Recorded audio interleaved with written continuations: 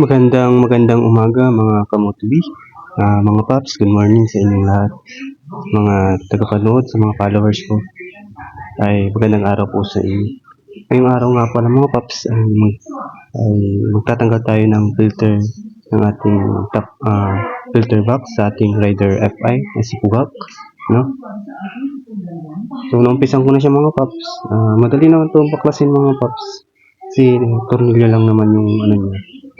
Kailangan mo lang naman na pilip para tanggalin yung mga tornilyo. So ngayon mga paps, kasi kaya ako tinanggal yung filter niya mga paps, pigil kasi yung takbo ng ating Rider FI. Pag gusto natin bumirit o hindi kaya mag top speed tayo sa daan, hindi tayo makapag top speed mga paps, gawa ng may pumipigil sa kanya. Yun yung napapansin ko tuwing nagta-top speed ako mga paps. So ngayon mga paps, dahil gusto ko siyang kunting-kunti lang, gusto ko siyang madagdagan yung power, yung hatak ng ating motor, ay nanood ako sa mga sa YT, sa TikTok, ganyan, kung paano ito palalakasin, tapos paano magkaroon ng maayos na hatak ng ating motor. So ngayon, may napanood ako sa YT na tanggalin yung filter box daw.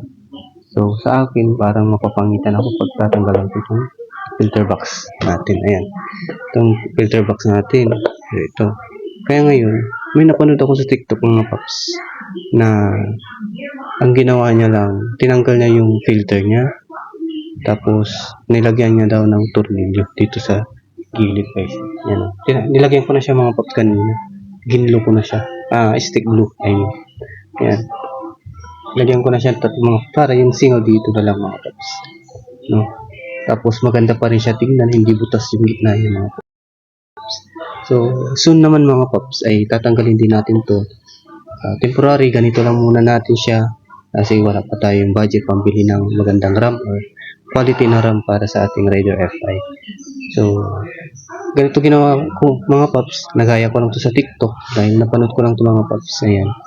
So ito mga paps, nilagyan ko siya ng tornilyo, 3 lang mga paps, para sa saktuhan na ano lang, para dito sa screw type na kanyang tornilyo. Yan. I mean nuts para, sorry mga paps. Yan, nuts mga paps, yan, para dito. Yan. Yan. So ito mga paps, ilalagay natin ito mga paps, parang ganito yan. Yan. Parang ganyan mga paps, you know? So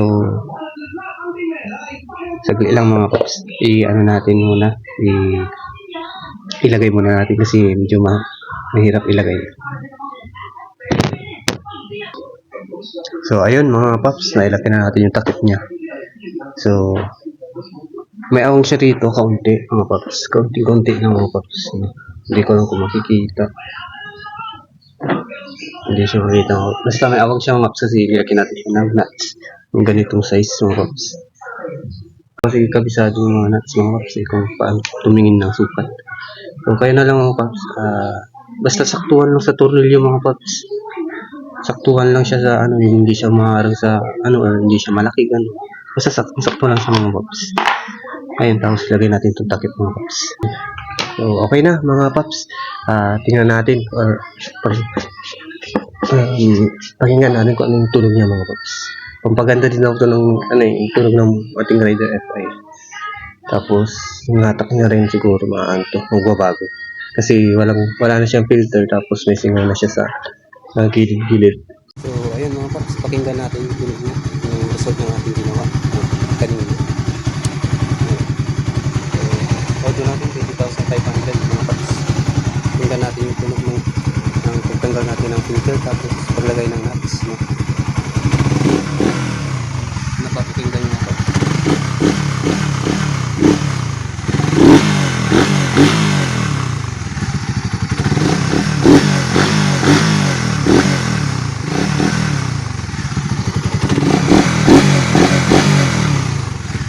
Sana malinaw sa ating camera mga paps kung malinaw. Pero sa personal mga paps, ang ganda ng tunog. Tapos yung throttle niya is sobrang smooth na mga paps, hindi siya sa matigas. lang mga paps. Yun lang yung ating vlog for today.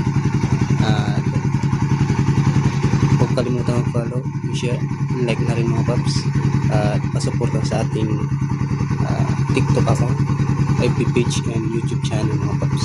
Ano po, para tuloy-tuloy tayo magkapag-upload ng video sa ating mga platform.